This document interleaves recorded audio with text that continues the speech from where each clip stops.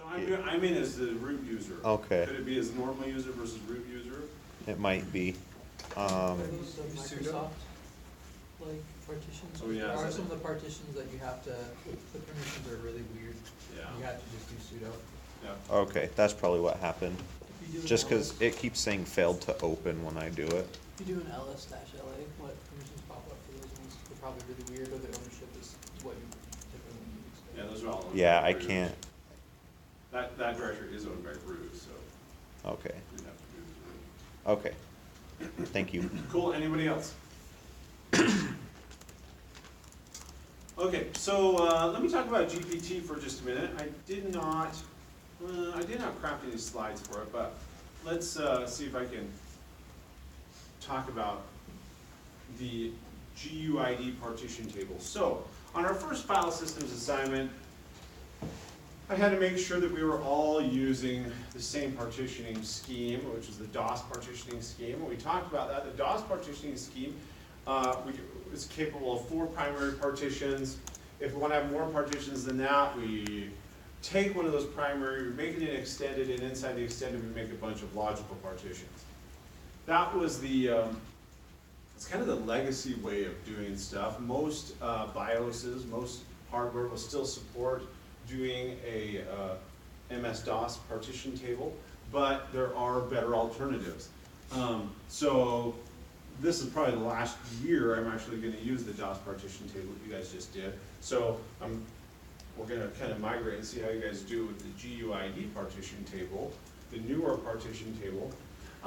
But pretty much everything that we've learned about, well, the concepts behind DOS partition table are similar, except for the fact we don't have these silly nomenclature such as primary partitions and extended and logical. We just have partitions. And so the idea of partitions is the same.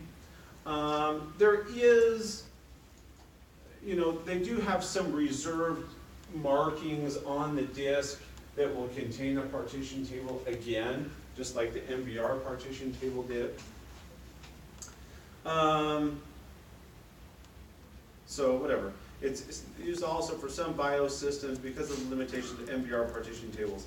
I guess we should also say then that GPT is used in conjunction with UEFI standard. What is UEFI? Well, UEFI stands for Unified Extensible Firmware Interface, which is the proposed replacement for BIOS. So a lot of times, and if you've taken, how many of you have taken actually 1200? Did you talk about BIOS at all? A little bit. Should we talk about what BIOS is, or do you know what BIOS is? 10 second Just review? do a quick review. Sure. Okay, so on our motherboard, when you buy a PC or a computer, on the motherboard there's a little chip that they sometimes refer to as firmware. It's pre-programmed, this little chip that has the basic instructions for your machine to turn on and boot. And if you hold like Shift F8 or Escape or F11 or something, Delete. it'll drop you into the BIOS, the basic input-output system, that in there you can configure it generally to select what disk it should boot from, whether it's a flash drive or your hard drive. There's some other settings you can configure, and that's the legacy way of doing things. I could show you, I have some screenshots from my file systems class, but that's the idea. It's an instruction set that tells a computer to boot. The newer instruction set that supersedes BIOS is called UEFI. And UEFI, the partitioning scheme that's used in conjunction with UEFI, is GPT. So that might be a question I would ask you on a test. That the BIOS utilized MBR partitioning schemes, or DOS partitioning schemes, those are analogous, MBR and DOS, versus UEFI utilizes GPT partitioning scheme. And this is the modern, like I say, all modern personal computers support GPT, some including Mac OS and Microsoft Windows on the x86, blah, blah, blah, blah, blah. Okay. So a lot of them can still boot the legacy BIOS method.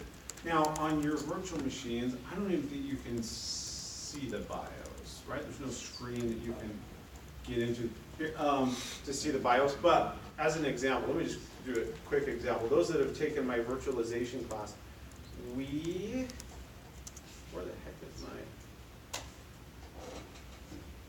where's all my bookmarks?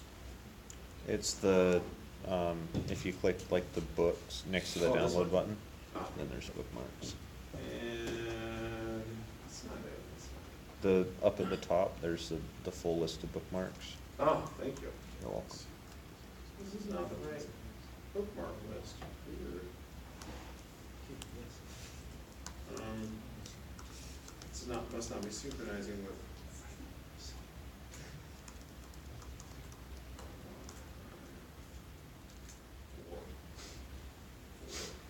So, let me just show you on a VM.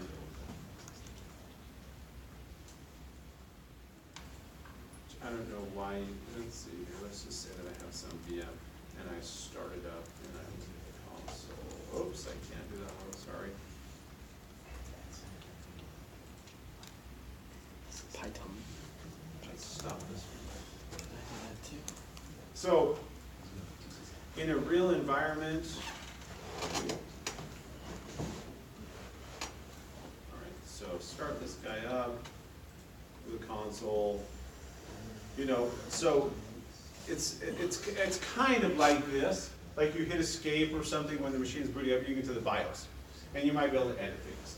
This one, it's not what you typically see on a real hardware, but it gives us an idea of what we're looking for. Okay, so the GUID partition table, that's one of the main things. They have some different addressing, we don't care, blah, blah, blah, blah, blah. Different configurations for different operating systems, and that's all we care. So how do we get to do this? Let's see here. So here's our assignment. You'll configure a disk on a machine to have many partitions and create many different file systems with various configurations. You'll be using the GPT partition table.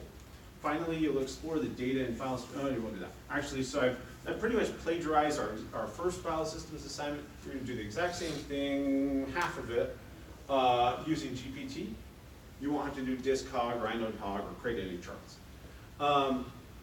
So just so that we could all be on the same page, and so you didn't have to do a new installation of a machine, I have already cloned a machine for you, or created a clone for you. All you have to do is clone it. Did we learn how to do that yet? Vaguely, faintly? So in vm.cs.dixie.edu,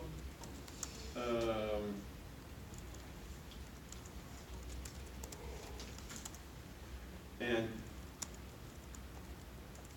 thanks. We do, just go.